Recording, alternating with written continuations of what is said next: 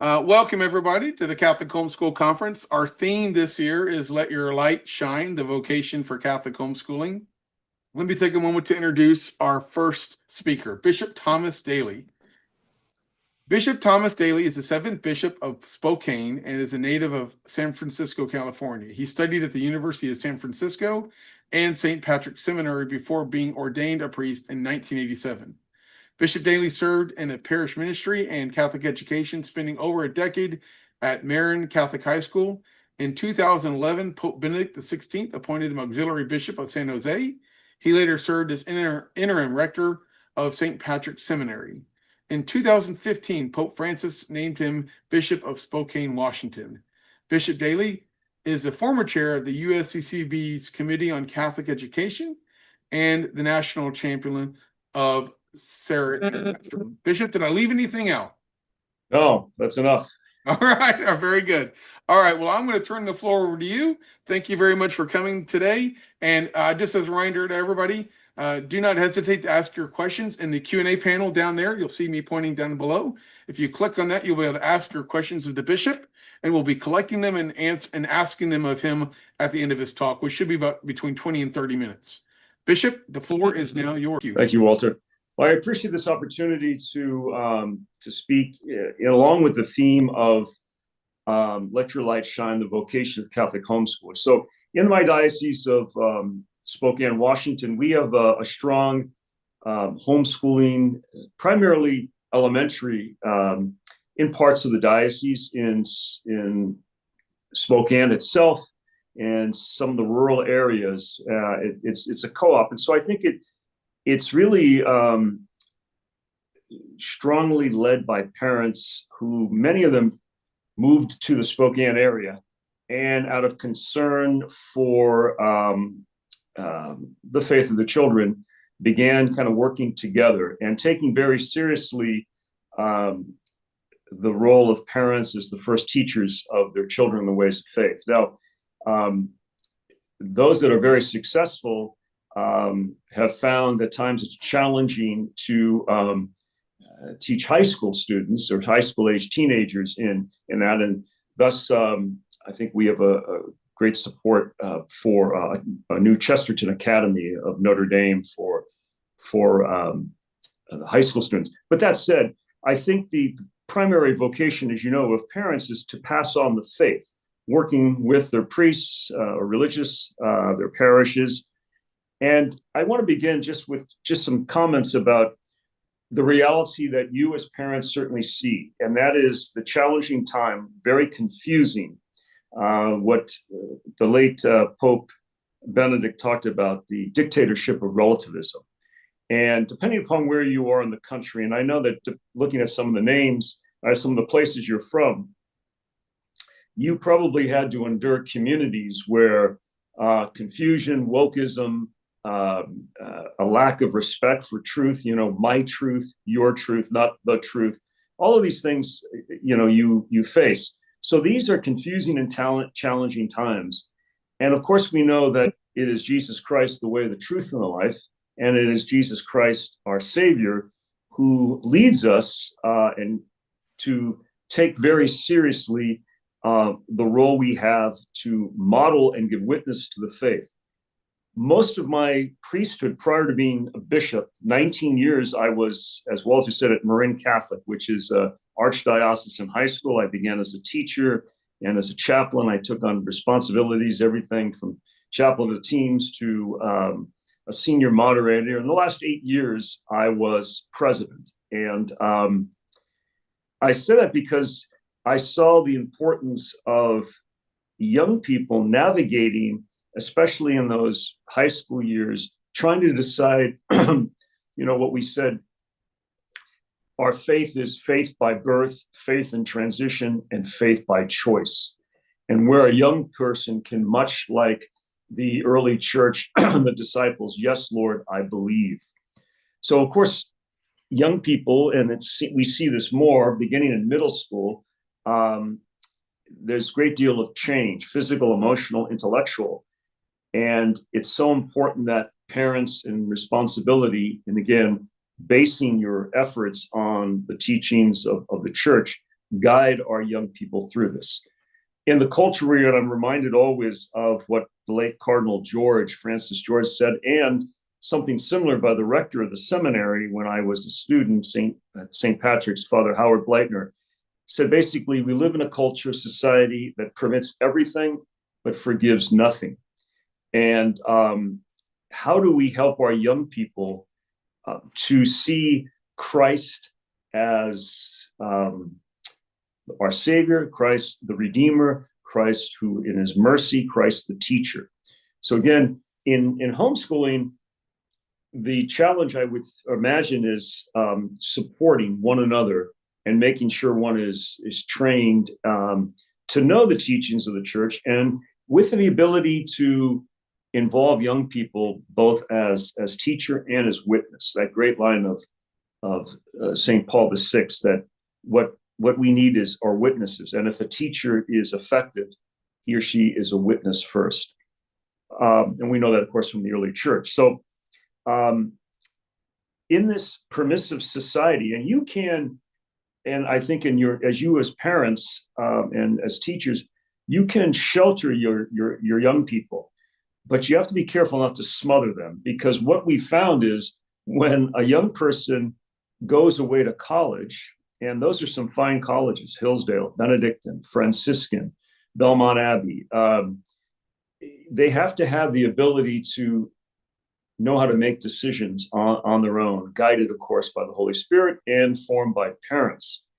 And but we cannot so insulate our young people that they are completely removed from this culture in which we are in, that is, again, confusing and challenging.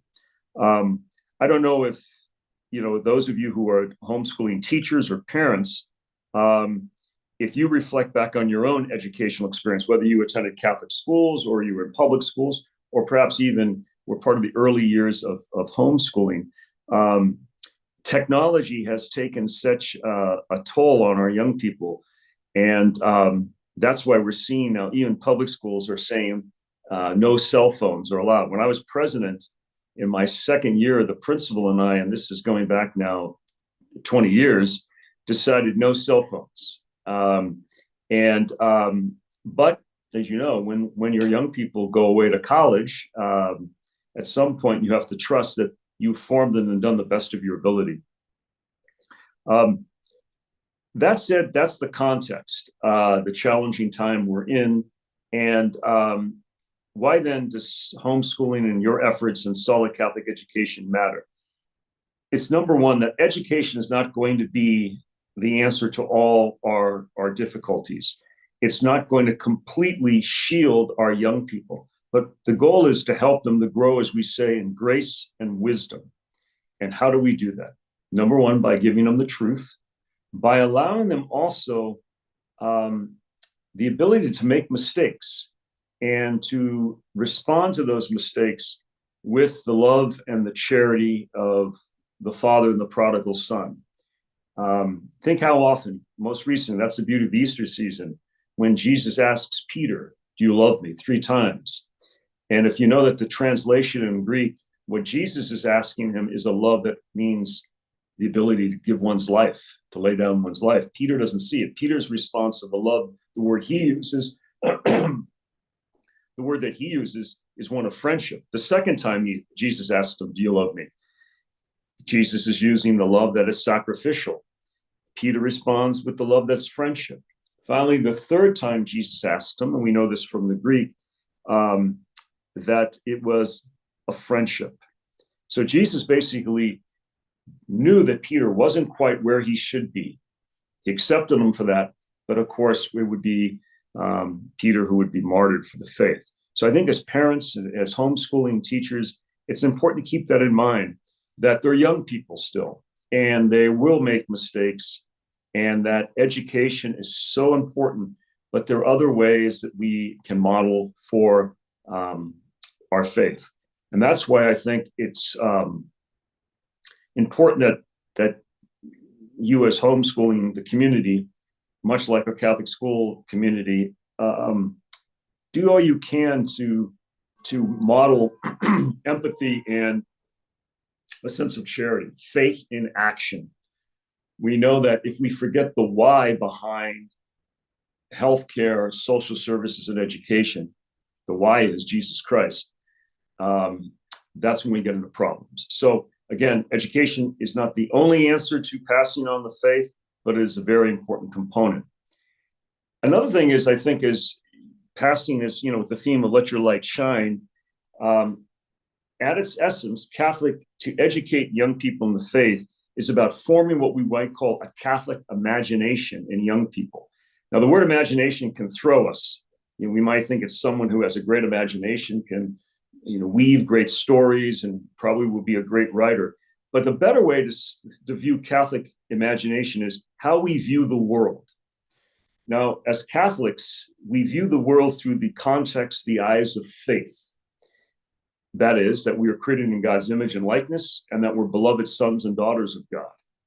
That's why, as I mentioned when I was talking to Walter before, when I was chair of education, I became chair. It's a 3-year term, as we were beginning to come out of COVID. And as you know, the public schools were, depending upon what state you were in, and whether it was the teachers union, were paralyzed. In fact, it seemed to me they fostered fear, and it was time for people to take extended vacations. But we opened up very soon in Spokane, and I had to navigate COVID, the whole corruption of society that took place and sadly still a bit present in wokeism and DEI, and then the gender, trying to redefine gender. And we never would have thought we'd be experiencing that. But as Catholic Christians, and I met with a representative of a private school, and I said, the basis of the church's teaching to confront whether it is prejudice is that we're God, created in God's image and likeness, and that we're beloved sons and daughters of God. That's part of the Catholic imagination of viewing creation. As we view reality, and think about this in the classes that you teach or your children are in homeschooling, the Catholic imagination of reality seeks to form the mind in a variety of ways. Number one, sacramental, the ability to understand that spiritual principles exist among material ones. That is to say, water cleanses physically, but also spiritually in the administration of the sacrament of baptism. In addition to sacramental imagination, we have moral, the understanding that truth exists. And again, I want to repeat this. How often do we hear people say, well, that's your truth? No, there is the truth. And that the truth is Jesus is the way, the truth, and life. So a moral understanding, a moral image of reality is that truth exists and can be known. And also what God calls good is actually good for us. And what God calls evil is bad and destructive to us. And then finally, in addition to sacramental and a moral way of viewing things, it's the ecclesial, developing a picture of the church as Christ founded her, to be a spotless bride, who's given the church for the purpose of salvation. In my years as teacher and president, especially when I became president, it was a middle and upper middle class school. And I used to, back to school night, tell the parents, our job at Marin Catholic is to get your kid into heaven. But along the way, we better get them into a good college. And too often there's this separation of the two. No, the church has been educating people from the earliest years. From the first, of course, were the convent schools for young women, for girls, and then the cathedral schools for boys. So how do we then pass on? How, as you as homeschoolers and the light shine? It's helping your young people, your kids, to have, again, that sacramental imagination, that moral imagination that pleases you, to see the church and to see society, the reality of life within that context. And sometimes, when you look at a curriculum, some schools, and it might be, depending upon what series you're using or the co-op, the mystery of the incarnation should be at the heart of the curriculum. The Word made man, what we talk about, the Logos, that Christ is the source of all knowledge, and that each class, not just religion, is aimed at an encounter with Jesus. sometimes people will say, well, the church is anti-intellectual. And I'm always appalled when I hear that, because no one but the Catholic Church operates the single largest educational system from pre-K to medical school. And along the way, of course, we have, homeschooling, both smaller and co-ops, but we have a way of passing on the faith, but also in other subject matters. Now, think about this. We organize what we do around a central truth, and that Jesus is the subject of each is the part of why we are what we do. And I recall kind of Paul's letter to the Colossians when he says, "For in him were created all things in heaven and earth, the visible and the invisible, whether thrones or dominions, principalities or powers. All things were created through him and for him. He is before all things, and in him all things hold together." So I think it's in this way that young people can begin to understand that there is a harmony and an order in the created world. Yes, there's chaos and darkness, and that's a result of original sin.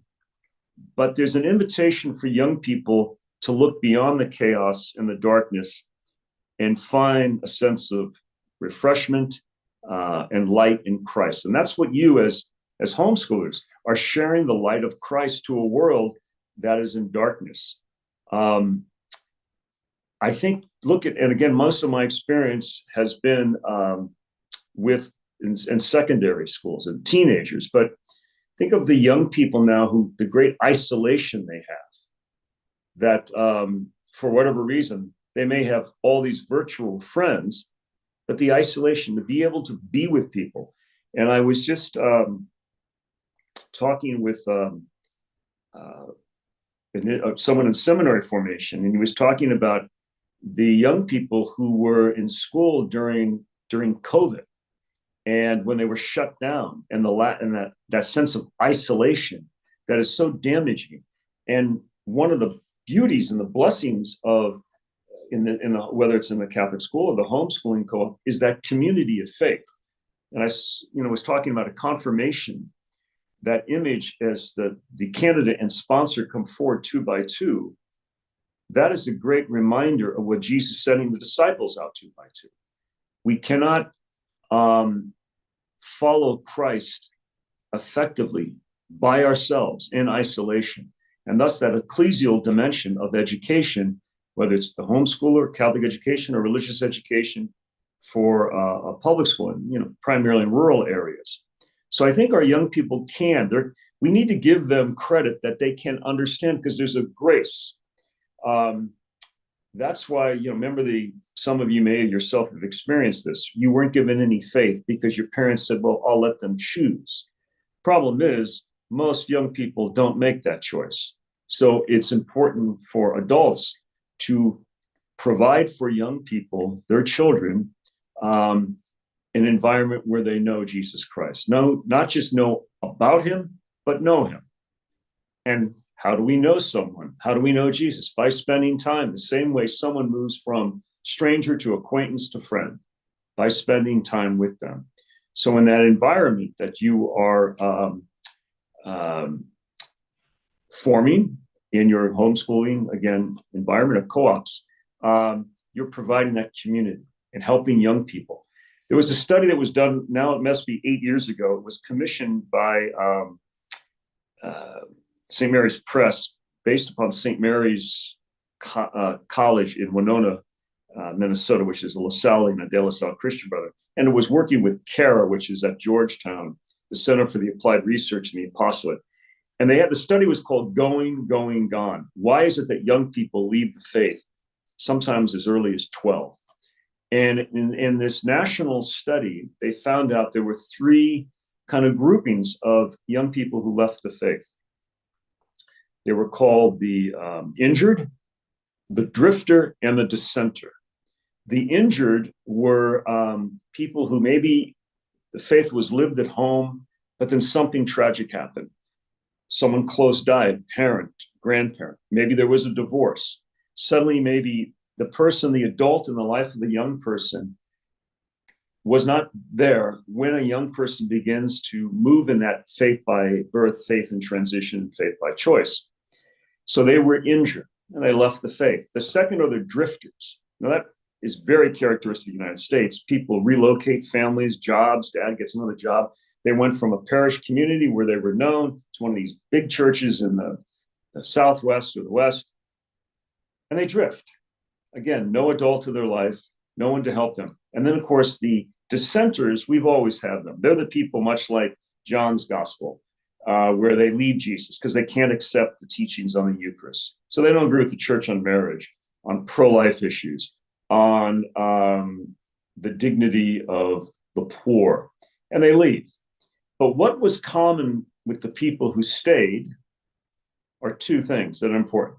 An adult in their life who helped answer questions when they struggled, and a peer, someone their own age who believed and was trying to live their faith. Now that takes place and should take place in a Catholic school. It should take place in a homeschool network where you have the adult and the peer. From my own experience of teaching high school for almost 20 years, God always provided in a classroom a couple of kids who believed and they were trying to live their faith. And they weren't fanatics, as I talk about. They didn't have the kid with 95 medals around his neck and his pants pulled up to here. They were normal kids trying to live their faith. And that's why, again, helping our young people, equipping them, having them be able to discuss their faith and see it lived, that's one of the most effective ways the faith can be shared and lived in the future. Ultimately, you as parents, you desire your children's health and happiness and the ability to live a good life, a moral life. And decisions about education are strongly tied into that. You want your kids to be well-adjusted, to be happy, to have peace in their life. And that's not easy, as you know better than I do. So you work at it. And one of the most important things is to know that your children have a home that is full of love and the truth, where they learn and they see empathy and they see compassion. And again, we have this notion that the split sometimes in the church, and that is where all we care about is social justice, or all we care about is piety. And those are incomplete. Our faith, as James said, what good is our faith if it's not put into action? And, I've had to deal with both as a bishop and as a chair where, a Catholic high school, it's all about these service projects and not the why behind this. So the why is Jesus Christ. And on the other hand, some places where they're almost like it's all about piety. And that's not enough. A faith that has to be lived. So you as parents in your work and you as teachers in the homeschooling, you have to be dedicated to forming the intellect and the soul and to cultivate virtues. So important. Now, one of the most important virtues, and I speak about this a lot, and that is humility. Humility is truth. As St. Vincent de Paul said, humility is truth and pride is a lie. Now, sometimes in anything that is about education, you have the tendency to leave out humility, and it's all about elitism. We have the select group, and that has to be, you have to avoid that, because that is where trouble comes apart. So again, with seminarians and with teachers in the diocese, I speak about the importance of humility.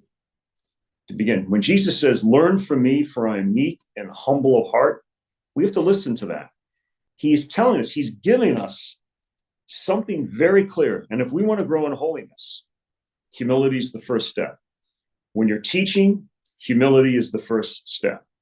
Again, Vincent de Paul, many times I have a great devotion to Vincent de Paul. In fact, behind me is a picture of St. Vincent de Paul and Louise de Marillac, founded the Daughters of Charity. Vincent de Paul's line is, since the devil does not employ humility, he does not know how to fight humility. So your concern in the light of Christ, in teaching your young, you want them to grow in holiness. Holiness comes from humility, humanity, that is accepting that we are prone to sin and failure, and a sense of humor, not taking ourselves so seriously. Sometimes you look at people, and they, my God, I have the truth of Jesus Christ. We're great Catholics. Where's the joy? Jesus rose from the dead. We have to radiate the glory of the resurrection. So again, the path to holiness, humility, humanity, humor. But I also add something about in whenever we're passing on and sharing the faith. Again, humility is truth. The second is gratitude. As St. Paul said, why should we boast? All that we have, we receive. So when you're, again, instructing the young, find ways to be grateful, to thank God for his blessings. The base of my chalice came from my pastor, my home parish, St. Brendan's in San Francisco, Monsignor Walsh. How can I repay the Lord for all the goodness he has shown me? Think of the blessings and let our young people, let your face shine. Help our young people find expressions of gratitude, because humble people are grateful people, and humble and grateful people are generous. Now, I look at sometimes when my time as rector and vocation director in California, I'm thinking of a couple of individuals. They're not generous because they're not grateful, and there's no joy. So again, humility, gratitude, generosity, joy. Every parent, every teacher, whether it's in a Catholic school or in homeschooling or religious education, we need to get that message out and live it ourselves, how important it is. Because look at the people. They talk about how many people are unhappy today. They talk about this demographic of, I think it's the liberal white woman who's so unhappy. Why? It's probably because they everybody owes me something. And I love, as bishops, as priests, we're supposed to, come up with our funeral plans. And I know the only thing I have chosen is the gospel to be read. It's from Luke 17. Essentially is, why should we think we were only doing our jobs? So I really want to encourage you about in your work, the formation of virtues, and please see the value of humility, because education and knowledge and intelligence with humility leads to wisdom. If you pull humility out, it's arrogance. The church can be arrogant, priests, bishops can be arrogant, teachers can be arrogant, lots of people, and that's not of God. I think the other thing is, with humility, I really want to encourage you to remain rooted in the church, and that is the bishop and the parishes and the priests. Now, I'm the first to admit that sometimes it can be hard. I know people said, this was my parish, and then we had a change, and it's difficult. Well, be sure to go. Don't stop going to mass. Don't stop sharing the faith. But we have to keep that especially that first very important virtue of humility. And of course, with our Blessed Mother, the fiat. Our Blessed Mother, proclaims the greatness that God has given to her. So I really stress that in your efforts of shining the light of Jesus Christ. I think in order for our young people to flourish and to know the abundance of Jesus's promises, care must be given to form them to completely. That is their spiritual life, their intellectual life, but also physical, social, and emotional. As I said, it's so important that our young people be well-rounded, and we do that through that. Just because someone can know and articulate the faith, but can they relate to people? As St. John Paul II used to talk about priests. Are you bridges or are you obstacles to the sharing on of the faith? And as I said earlier, how we witness to the faith is so important. We keep this in mind. Please, whether it's Catholic schools or homeschooling, They're not seminaries and novitiates. We need to know that young people need a space to breathe, to make mistakes, to question. That's why I love, and I encourage you, when you get to church, look at the Missalette and read the fourth Eucharistic prayer. Now, we are in the Easter season still, and there's specific prefaces before the Eucharistic prayer. Once we leave the Easter season, the priest can choose those Eucharistic prayers, especially Eucharistic 4. You don't hear 4 much because you cannot separate the preface from the body of that Eucharistic prayer. But there's some really great lines in the fourth Eucharistic prayer, and I think they're important for anybody involved in teaching. It is, "For you came in mercy to the aid of all, so that those who seek might find you." And then there's another quote in that same Eucharistic prayer in the second half of it. "We pray for those here who take part in this offering, those gathered here before you, your entire people, and all who seek you with a sincere heart." That's all that Jesus asks of us, that we seek him with a sincere heart. And I would really encourage you to help our young people see that they too must seek the Lord with a sincere heart. That said, I know that in a given family, we all have, through baptism and the graces of the sacraments, enough faith to be saved, provided we try to live a life that pleases God. But within one family, you see one son or daughter may have a deeper faith. And why is that? Well, faith is a gift.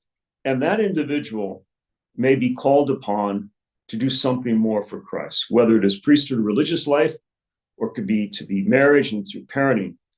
But to continue to seek the Lord with a sincere heart is the goal for all of us who guide young people. But know that, again, within that context, and even within one family, same parents, same education, same faith experience, there may be some that just have a deeper faith, and that needs to be cultivated because Christ is calling them to something more.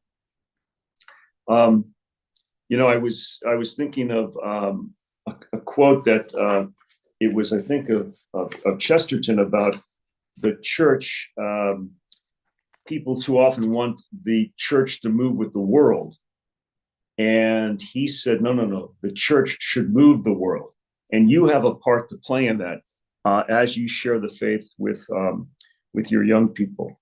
So I want you to know my gratitude to you for what you do, how in the midst of family life and just living in the very challenging, complex society, you value so greatly your children's salvation that you dedicate your time to this ministry, this work of homeschooling. So I commend you for that. And I think these are just some reflections I share with you from my own experience in Catholic education, but also as former chair and still a committee member, and my work with people in my own diocese, with families with a strong homeschooling co-op, and my ability to support them and to, as priests, because as bishop, our role is to teach, govern, and sanctify, and I take those things very seriously. So thank you. Thank you very much, Bishop. That is great stuff. We really appreciate that. You can see that the applause, the emoticons are streaming in. So people are real appreciative of what you had. And we had a lot of questions that came in, as a matter of fact. Mm-hmm. So let's cut to the chase, shall we?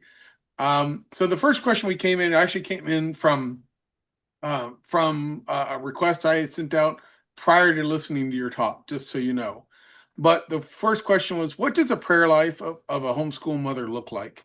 Understanding there's flexibility in how we live it out, but what essential components should be present in their spiritual life or in their prayer life? That's a great question. I will tell parents when I preach,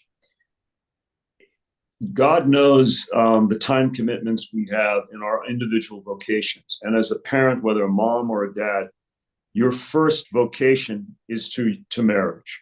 And there are demands for that. I'm one of 7. I'm the 4th of 7, and I know that what the amount of time that took raising us. And so, I would say your prayer life. Oftentimes, I remember, my aunts, my mom's twin, very faithful, who just passed away last week. But at 98, she was the widow Lee. My mom was obviously Daly, and they were identical twins. But she said sometimes, when you're raising a family, the only time a mom has anything quiet is when she goes into the bathroom. Inevitably, no sooner as that happens than if you don't lock the kids turning the doorknob coming in. And so I would say the prayer life, 5 minutes for a parent is the equivalent of the hour for a priest or religious, because we have that luxury. I have a chapel in my residence, so there's no reason why I cannot do a holy hour. But you cannot say to your child who's sitting there with a full diaper, I'm sorry, I have 40 minutes of my prayer life. No, God, we pray our experience. And again, you often hear me, I'll quote from Vincent de Paul, but his line, sometimes we have to leave God, that is in the chapel, to meet God, which is a child, the door. So for the prayer life of a mom or a dad, and again, know with faith, children listen to their mothers, but they watch their fathers. And the role of a dad, in many ways, dads they don't articulate the faith as much as moms traditionally do, but that quiet prayer. So short answer is, if mom can get 5 minutes of quiet, where she says, Lord, speak, Lord, your servant's listening, or asking, what is your will for me today? And then conclude your prayer. Whatever you're asking for, always conclude the prayer with, your will, my peace. Because God wants us to be at peace. So if you can get 5 minutes and the kids are there, now don't all of a sudden you turn on your computer or you're watching something on television. But when you get some quiet time, that again, it's the ratio. Your primary vocation, caring for your family. But when you do have some quiet time, and it should be every day, a simple Hail Mary, Our Father, glory be, and Lord, what is your will for me? Your will, my peace. That's just something. And if you can have a group, a group of moms that have something together, a prayer group, or you can just spend quiet time and, because I think with the schedule, there's flexibility more with homeschooling. If you can get some quiet time in church, a church visit, some adoration, there's a grace and a strength there. But please don't neglect to speak and to listen to God each day, and ask our Blessed Mother's intercession. St. Catherine Labouré, the miraculous medal, she talked about when she'd go into the chapel, she just, be there. And sometimes God spoke to her and sometimes didn't, but she was just there to sit quietly and listen. And let me just add to that, for all you homeschool dads who are listening to this, or wives, pass this along to your dad or to your husbands. They need to be there to help you have that prayer life. Yeah. So give you that time so that you can have that peace that the bishop talked about. So yeah, great stuff. So we got a number of other questions that came in, Bishop. So when discussing forming children with Catholic imagination, can you please repeat the ecclesiastic pillar explanation? Thank you. The ecclesial, it's to see within, I said there's the sacramental, there's the moral, and the ecclesial. It's developing a picture of the church as Christ founded her, to be the spotless bride. Christ founded his church for one reason, the salvation of souls. And we have to be very careful, and this can divide a church, where we have a parallel church. And this is sometimes my very strong handling of issues when I sense a school or even a co-op or sometimes a religious order, they're like a parallel church. And he founded a church, we're a part of it. And the normal part of that is the parish.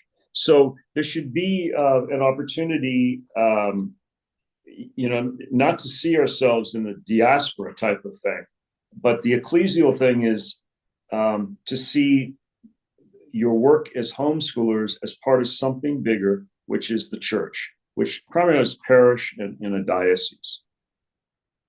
Sometimes you have, I saw this sometimes, you have priests who have their adoring fan club, and I talk about, the homeschooling families are very trusting, they're very supportive, and sometimes it gets to priest's ego, that in fact, during COVID, I had to tell one guy, I said, your issue is you don't have your Doreen fan club around you anymore. And I said, that's wrong. You're there to be their shepherd, not to be, you're not an idol, you're a shepherd. So, and I mean, I think bishops have to watch that. But, one thing I've learned as a bishop, you're like a dad who works two jobs. No one's ever happy, so. Wonderful. So another question that came in. Hello, I have 3 children, 7 and younger, and I take them to daily mass every day. And sometimes their complaints scare me that I may be pushing them too much. My biggest fear is the process of trying to bring them up in the faith. I will actually tire them out. Do you have any advice on this matter? Yeah, that's there's a discussion about daily mass is tremendous, but sometimes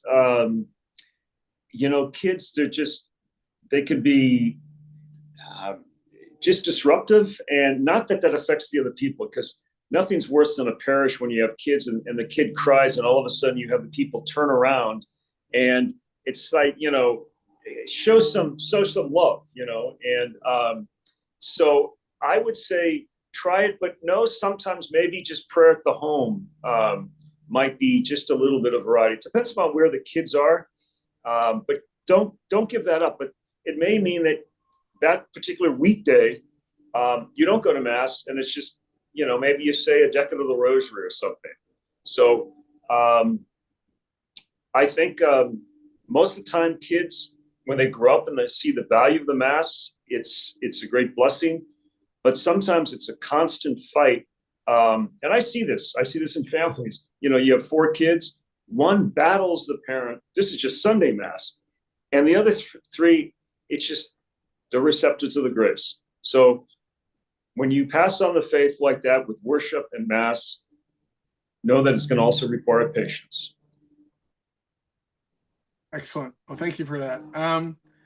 So let's see here. So here's a good question. How can we teach our children to be kind when they're being bullied? How can we teach them to deal with bullies and bullying?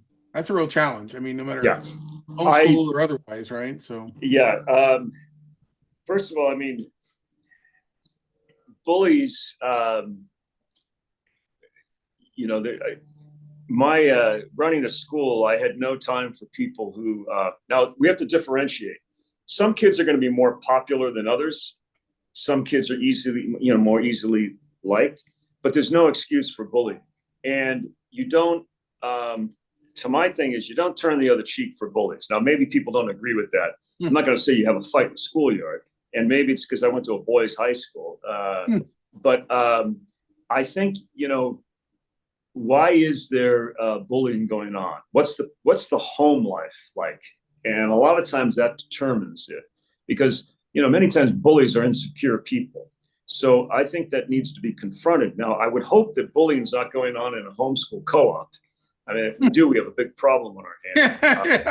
But it could happen. It could happen. Yeah, and bullying could go on, and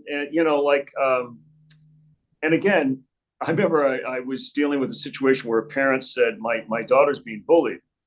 And it turned out she wasn't being bullied. She just wasn't being invited into sadly, the social scene of the higher echelon, which, is all passing when they leave for adolescence. But I'm a firm believer, you don't stop bullying by being repeatedly bullied. But many times kids and teachers can work it out.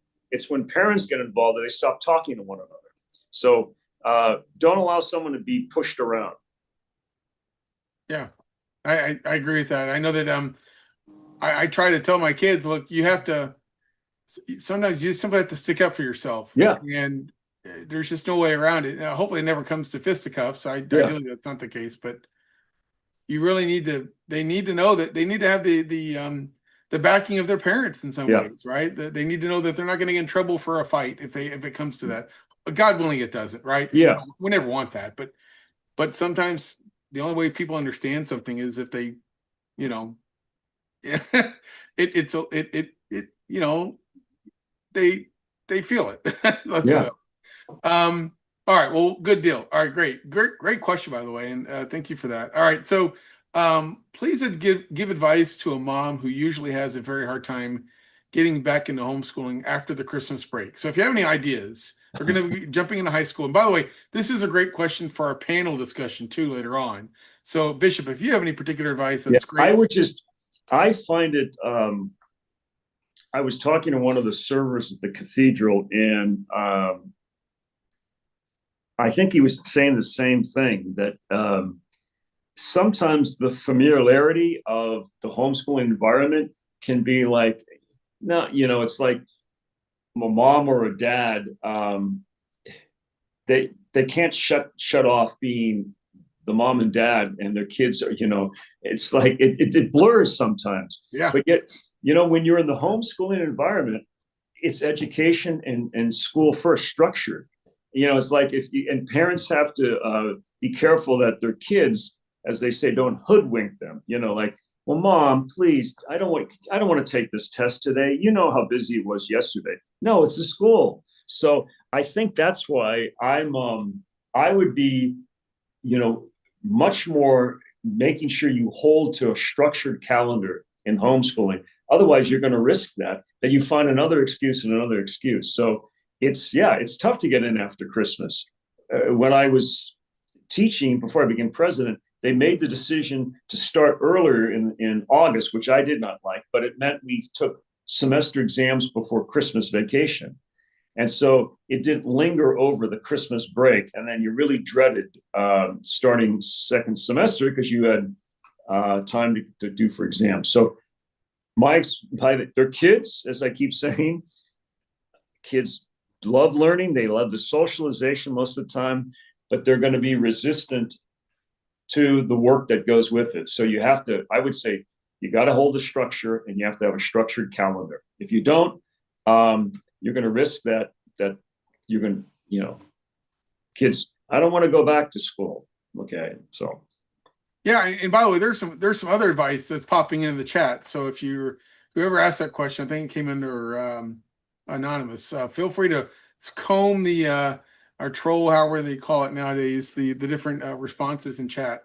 I think they're coming in with some other good ideas. So good deal.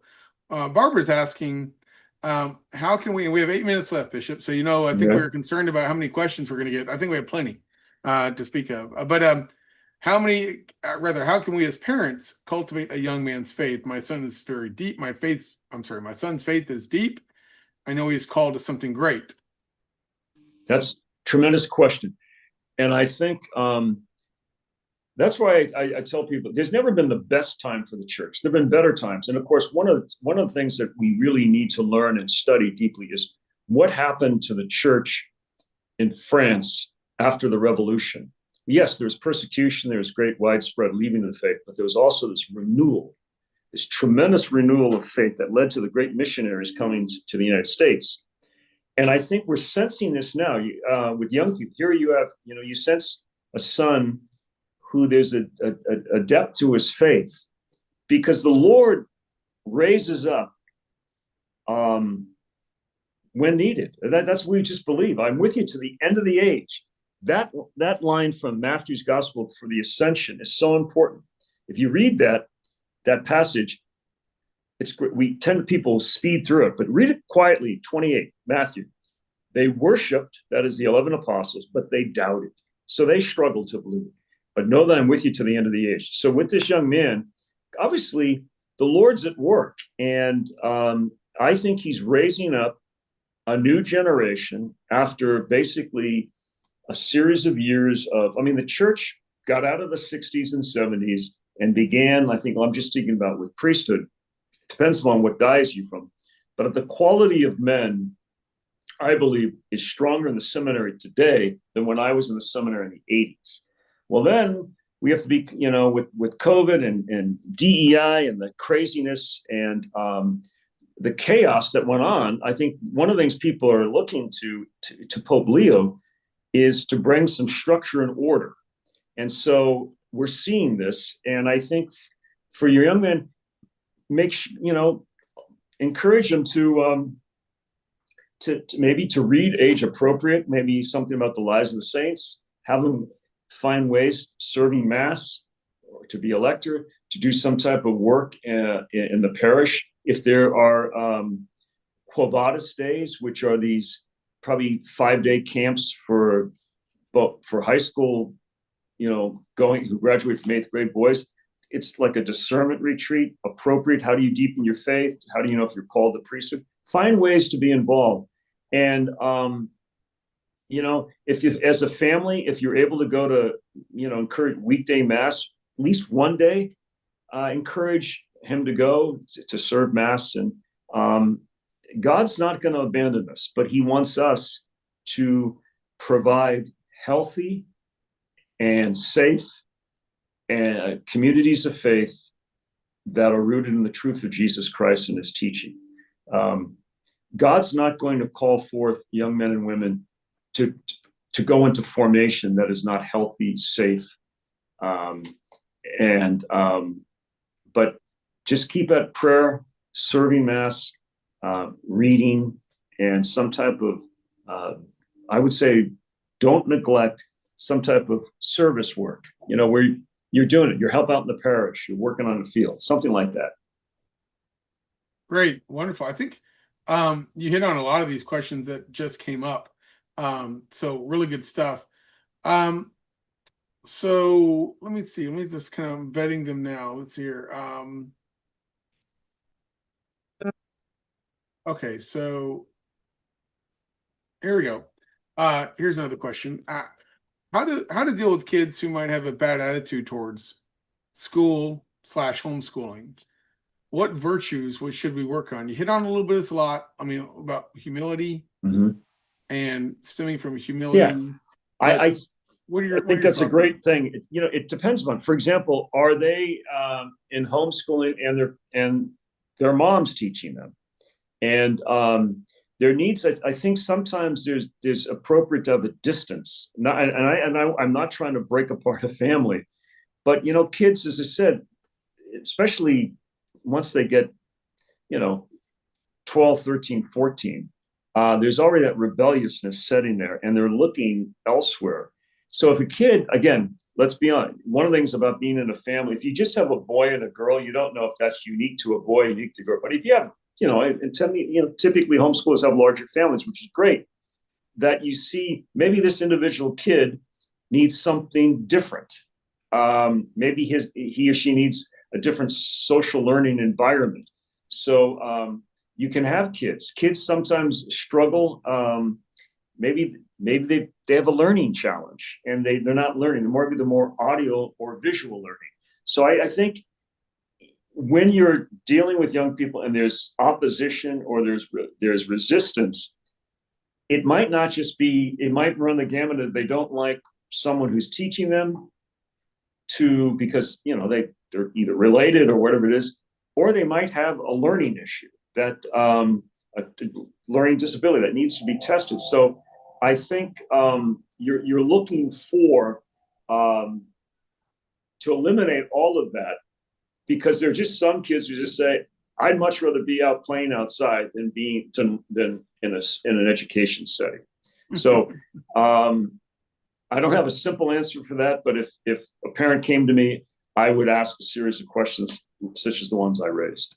Yeah, we have an 8-year-old that unfortunately he's following his brother's footsteps, his oldest brother's footsteps, who happens to be a senior at Benedictine at the Honors College. He gets bored because I think the curriculum itself isn't engaging him, right? Yeah. And so he loves to game, and I mean board games is what I mean by that. And I approached him. I said, do you think you'd like to learn some of your homeschooling through reading the directions from school? I mean, from like a game that and teach me how to play it, right? I mean, so much can be learned from, what a way to master things, right? Is to be able to give them something that they're interested in, right? And then have them teach it back to you, whatever that might be. Yeah. And that really, it blew me away how interested he was when I introduced that to him. He was like, oh my gosh, Dad, that sounds wonderful. And, I'm not saying it's a one size fits all solution for anyone here, but I know that he was instantly intrigued when I introduced that to him. So, well, the other thing is boys learn differently from girls. And I remember when I first started teaching, there was all of this stuff, and it turned out to be, it wasn't scholarly or scientific at all, that girls are at a great disadvantage in math, and it was like boys, they wanted boys to be almost tied to a chair when they were little kids and think boys need to be outside playing. And then they need to, and a good teacher knows the difference between how boys learn and girls learn. And if it's a smaller setting, can realize that, hey, this kid, if I do this, give him this project. I remember the late, and you maybe people remember, Tim Russett was the guy who used to be an NBC, and he's a very strong cat. In fact, his son's named after John Paul. And he said when he was in 7th grade, he was squirrely. And the nun who spoke when he died knew that. And she made him editor of the paper. Now, this was a big Catholic grade school in Buffalo, like 500, 600 kids in it. And she made him, which is unheard of, to give it to a 7th grade. But she took him, she knew what she did, and she got him to do something. And I think I would imagine in a homeschool environment, if they're smaller, so you should know the difference in the kids. But you are teachers, so you have to, there's ways that teachers grow better in their trade, their vocation. And don't think just because you went to school, does that make you a good teacher? So just look for ways to maybe hone the vocation of teaching, responding to the kids. Yeah, I love that approach, and you're singing my song, you might say. Thank you, Bishop. That's wonderful. Well, we reached the top of the hour. In fact, we are just over the top of the hour. So I'd like to say thank you very much for Bishop Daly. Bishop, we have other questions that are in the pipeline. I would just say to those parents that maybe didn't get their questions answered, if you would please do me the favor of sticking around, and we will get those questions answered. We have a panelist coming up, or a panel interview of other parents that are seasoned and veteran homeschooling parents. They're a great resource, and we have a number of other speakers that have answers to some of the questions I've seen come up. So